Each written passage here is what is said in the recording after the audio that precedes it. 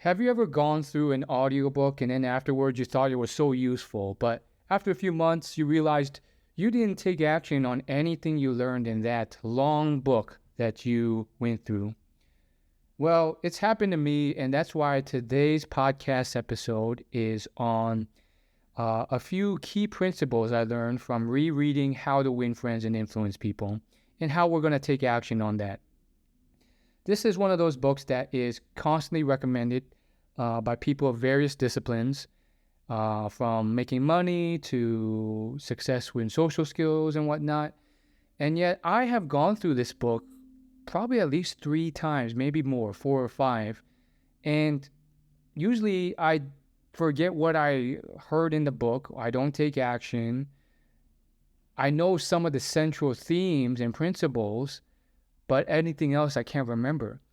And I think it's one of those books where it's easy to do that if you listen to it audiobook format rather than text-based. So I wanted to actually do something different this time. And first off, I think it's very valuable to reread books.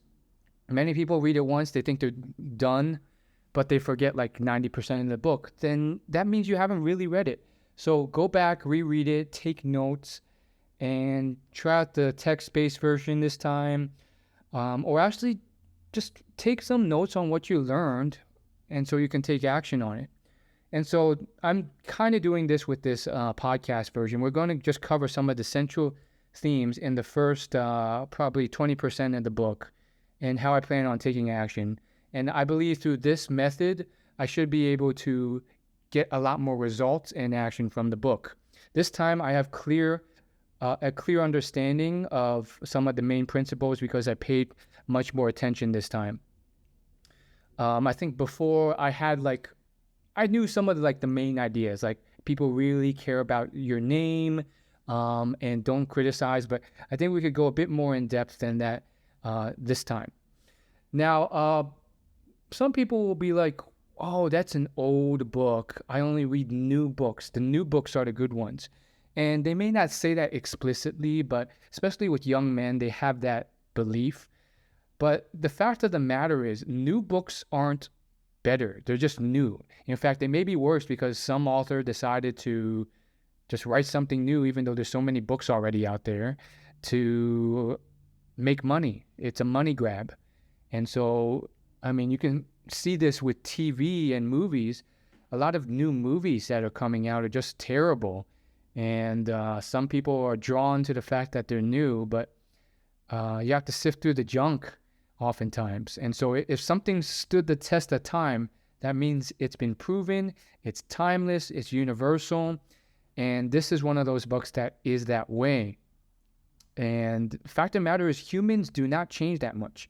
As the centuries go by, we still behave the same because we're very slow to evolve as a species based off how long we live.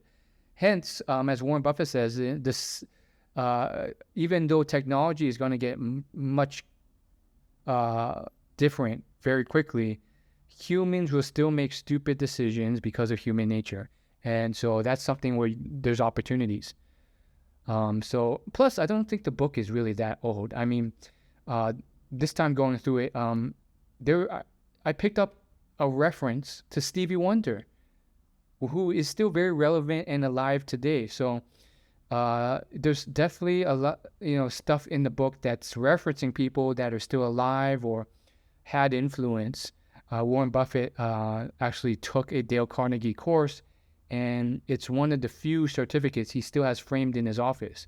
So you can see the value of this book and the author. So let's go through it, and let me just do a quick book summary on the first 20% and the main lessons I learned from that 20% of the book. And just that alone, I think there's so much you can play with to test out and try.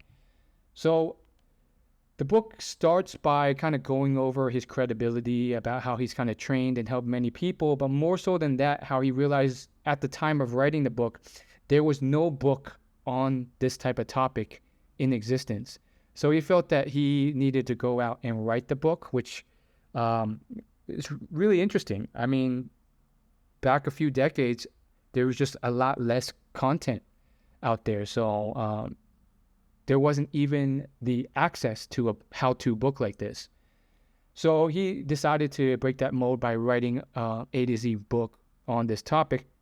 And in addition to that, he really did his research. If you believe what he claims, he says that he went to extreme lengths with his team to do tons of research on all the world's best leaders and successful people. They would go to libraries and just go to town. In fact, he claims that on Thomas Jefferson alone, he had his team go through over 100 biographies or memoirs.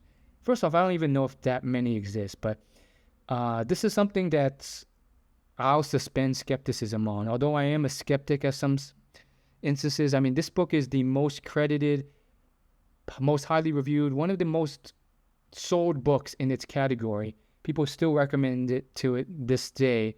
I mean, I've had former bosses recommend this book, as well as influencers I follow online. So let's just suspend disbelief and look at some of the tips.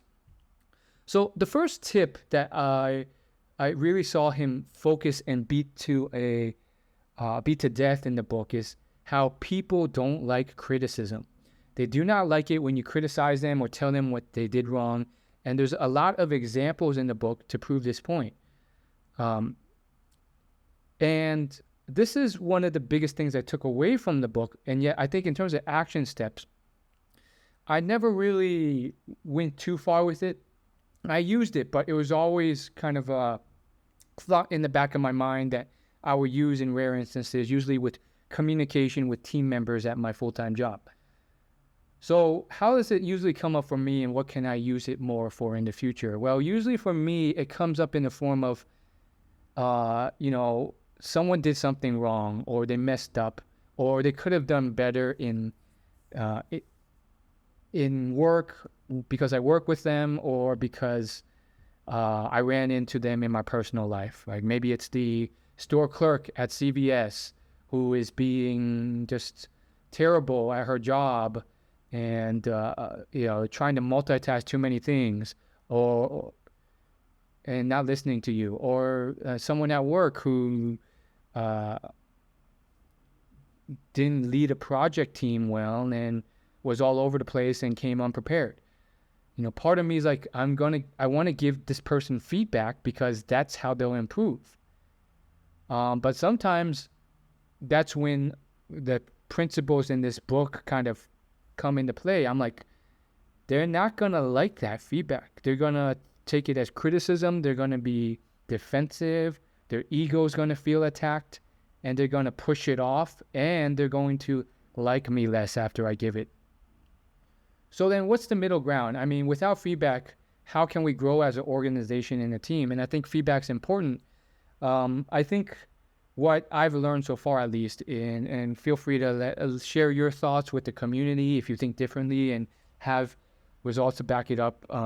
There'll be a blog post on this where everyone can share their comments on my site, dreamlifelab.org.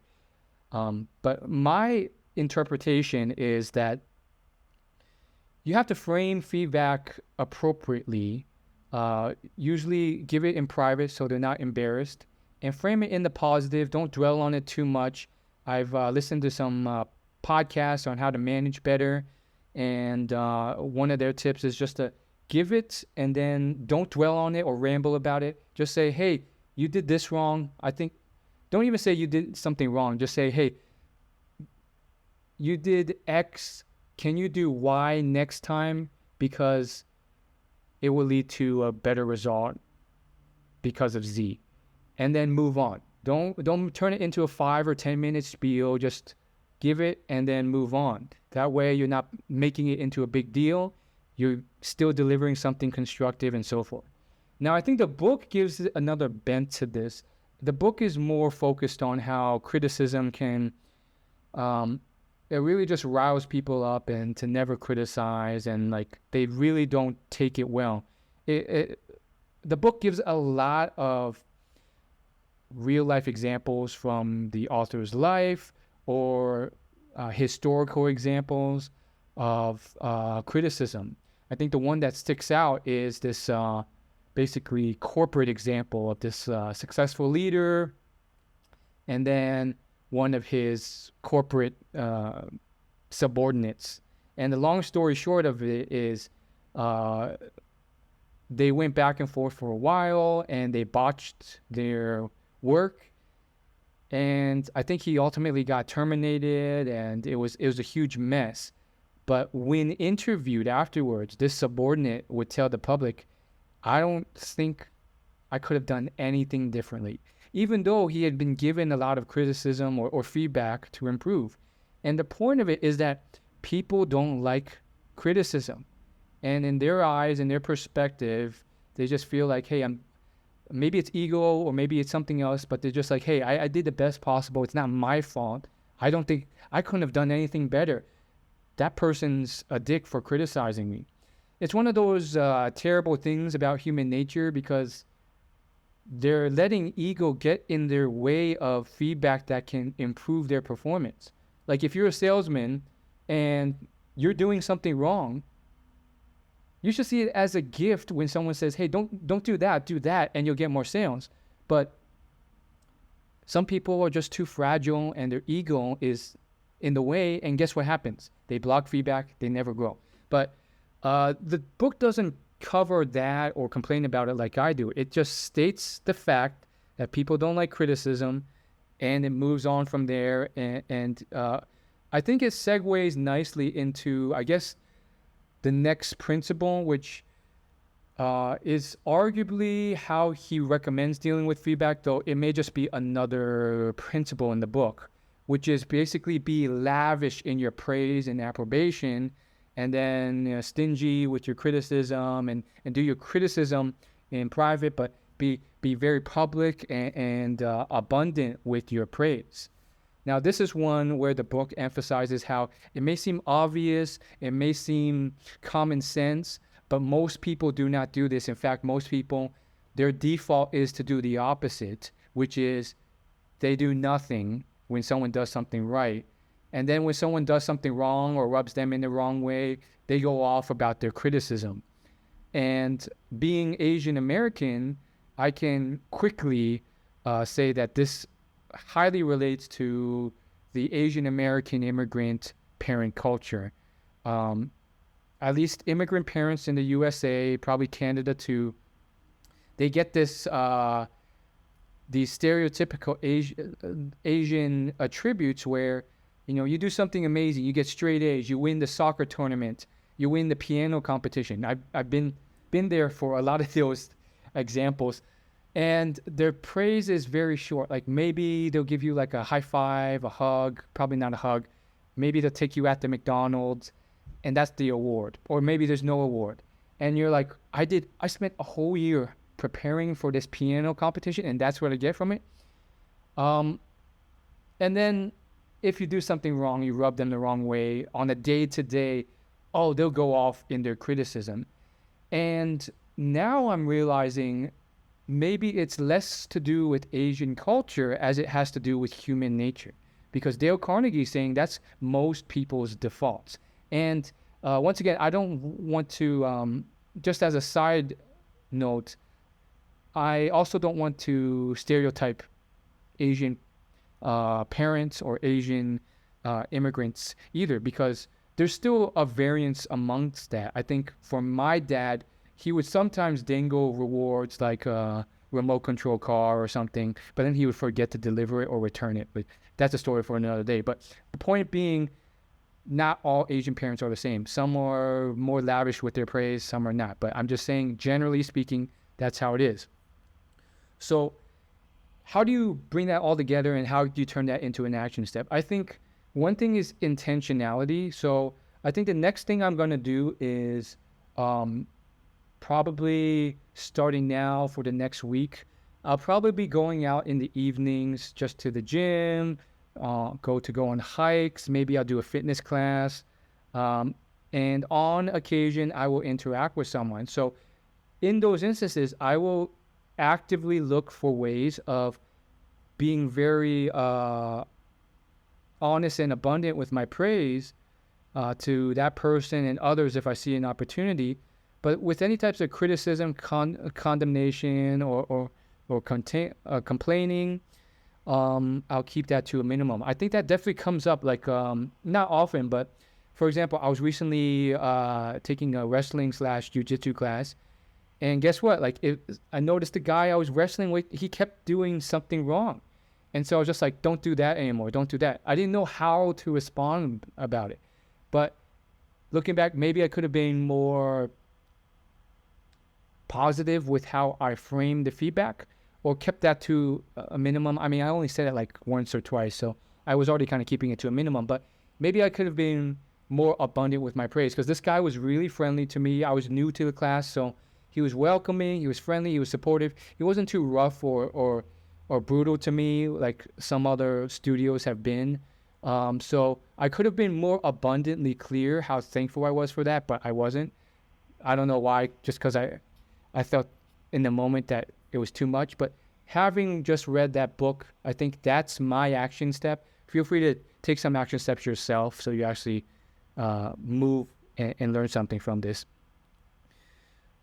So he actually, the author adds a nuance that I think is amazing and important, which is people don't respond well to flattery. And flattery he labels as insincere praise, where you're praising, trying to get something out of them, where you're not actually meaning it, and you're laying it on too thick and too often.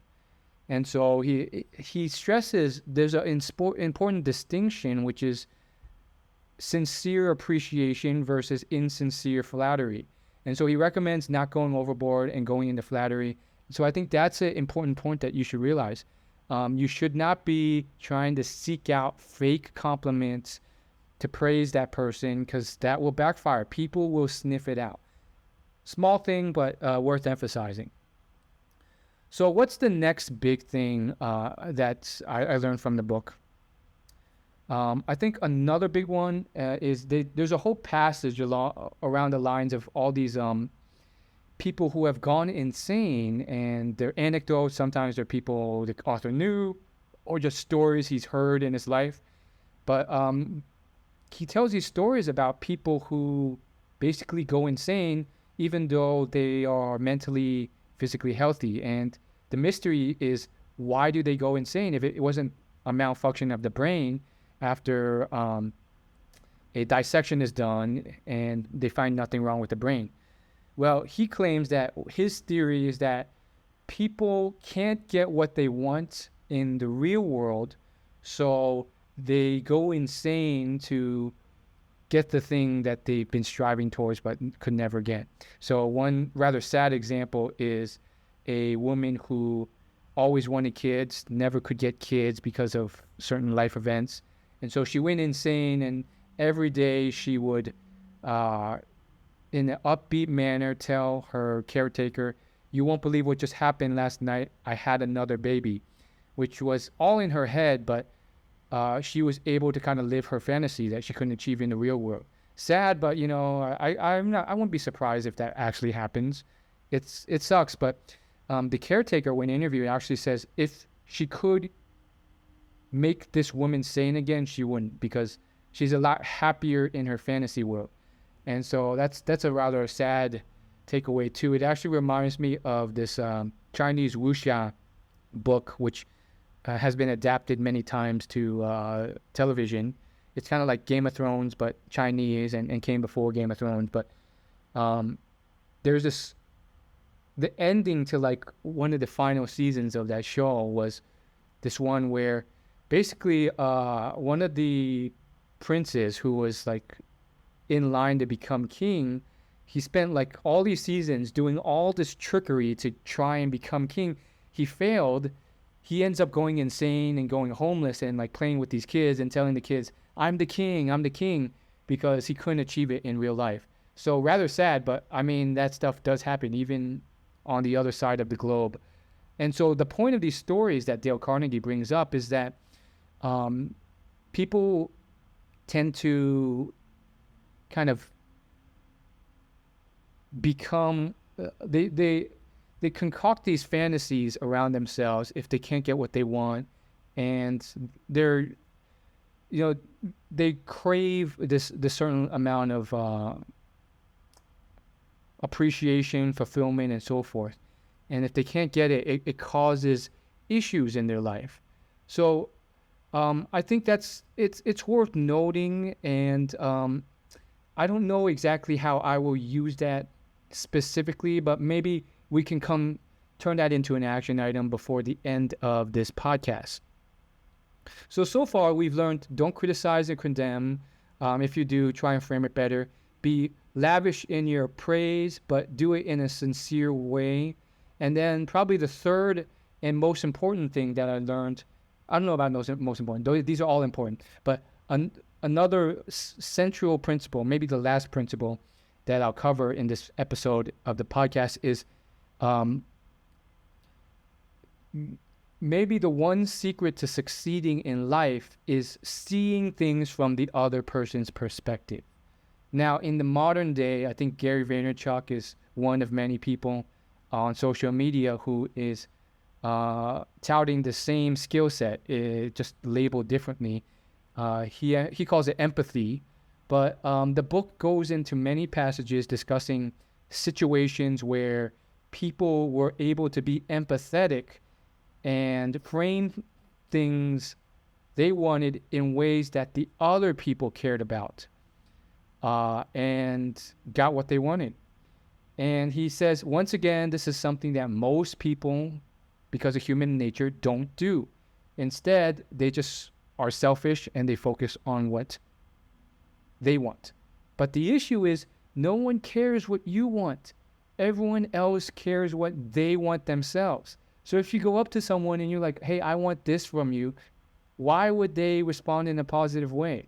Seems obvious, but like so many people fail at this. And it brought me back to certain podcast guest pitch situations that have happened for me, where I've been pitched to be on someone else's show or something, or more often, I'm the one pitching someone else. And I see where it goes off and where I can improve in that aspect. There was one time, and it doesn't happen often, but one time someone reached out, and he was local. He was this young man, and he was super excited when he saw that I was a podcaster and YouTuber, and he really wanted me to join him on this personal finance group. Now, the pitch was not good, to be honest, because when he messaged me, it was all about what he wanted. It was like, hey, you should come on this show, you should do this stuff, and so forth. And it was not good. And it was another weird situation because I didn't want to criticize him because of the other rule. So how do I give feedback to him if he doesn't ask for it, that he did it wrong? So that's part of it. I mean, sometimes you can do it frame it in a positive way, like, hey, thank you. I applaud your initiative for reaching out. Here's how you could have done better or whatnot. But point being, if you're pitching someone for that thing, find out what they want and address what they want and their benefits are, rather than just focusing on what you want. And this goes well beyond pitching for podcast guests to come on your show, or for someone reaching out to you to be on their show. It's everything. So the book doesn't cover podcasts. Those weren't even invented. The book covers all sorts of real life situations that could be in your life. One was a rent negotiation situation. So Dale has an organization and he teaches these skills in person. So at the time, he was bringing people into this huge hotel auditorium, which is still a common practice these days for similar services. And out of the blue, the hotel owner organization says that they're going to have to triple rent. Now, Dale says, hey, I could have just come in like most other people and responded in an angry manner and said, how dare you raise the rent 3 times? That's ridiculous. This is all wrong, which would have failed. But instead, Dale said, I examined what the hotel owner wanted, and then I framed everything in a letter to that hotel on the benefits of keeping me as a guest and a purchaser of the auditorium and the benefits of that. So he mentioned stuff like, hey, I wouldn't be able to afford it if you tripled rent. And by doing that, you would lose a lot of free advertising. A lot of these students get massive exposure to these hotels. If you had paid for that advertising, you wouldn't even come close to the amount of people that I'm introducing to your hotels. You wouldn't want that, right? So he goes on and lists several fairly convincing, persuasive things, fully focused on the benefits the hotel would get for keeping him as a guest. I think another one was, hey, if I leave, it's going to take you at least 6 months or so to find another tenant to fill that empty auditorium. So that's wasted money right there.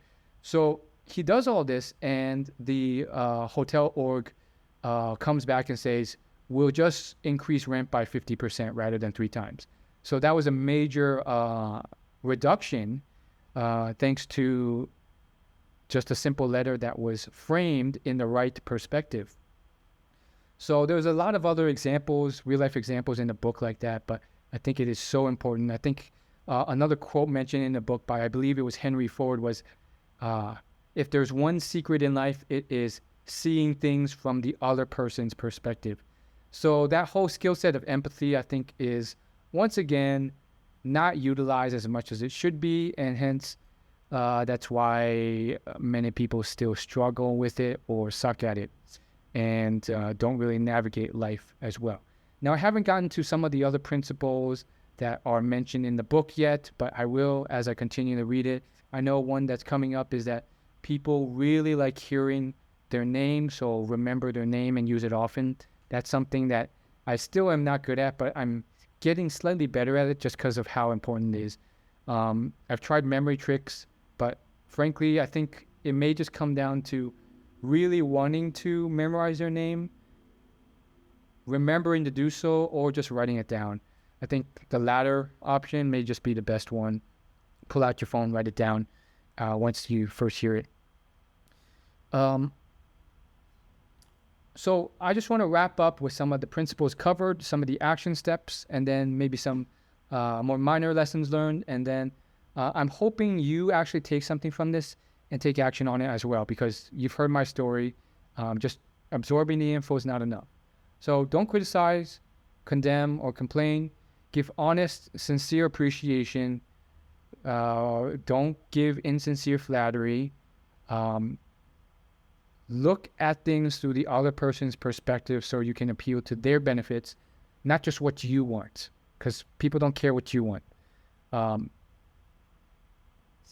Now, I think one other thing that's worth mentioning in this book is these principles, I guarantee you, will still work 100 years from now. People assume that, oh, when time goes on, things change. Sure, technology changes, but humans are very slow to change. Their principles are, I guarantee you, timeless, universal. So think about it. If this is your first time going through the book, you might think, oh, these are common sense. But trust me, check yourself, because you're probably not even doing most of them. Most people are not doing most of them. The stuff like don't criticize, be honest, smile, remember their name, be a good listener. These are things that seem short and sweet, but I guarantee you, like case in point, Asian parents or whoever else, maybe your friends, your family, you know someone who's really not doing a lot of these things. So think about it. I think one last action item, and I'm saying this not just for myself, but I'm hoping you don't just listen to this and take no action, because, dude, this is like my 4th reading of this book. And the first 2 or 3 times I forgot most of the tips. I thought they were useful, but I never used them. Don't let that happen to you. Otherwise, what's the value of it? The last action item I think I'll take from this is I feel like a lot of the book is about positivity. So when you really think about human interaction, think positivity. I think that's the book has like 50 principles in it or whatnot. You're not going to remember all of them, but I think certain principles are almost always centered around some level of positivity. It's like almost never negative. So when you're going about your life, think about that. Like, it's you. The book is never saying like, oh, you should criticize, you should be negative, you should complain. It's always something positive. It's like, if you want to do something, smile, be authentic, be listen well, praise them often. And so if you freeze in the moment, just be positive to them. Like, think about the ways you can be positive. I mean, and it usually correlates with something in the book. Like, the book covers give encouragement, make the other person happy about doing the things you suggest, get the other people to say yes constantly. Notice how none of it is like feel negative, say something negative, be nasty, try and put them down. It's never like that. So that's really how you succeed. I think I want to wrap it up with one final story in the book. This one's kind of iconic. It's almost a fable, but the book tells of a farmer and some friends and family. And I think the farmer goes away on vacation or something. And so the family and friends are trying to get this donkey from one place to another. And they're pushing the back of the donkey and doing all this stuff. And it won't budge. The farmer comes back and she entices the donkey. I think she puts like something sweet on her finger or something. And the point is, she gives something positive that attracts the donkey to follow her finger and lick the finger. And lo and behold, it's as smooth as ice.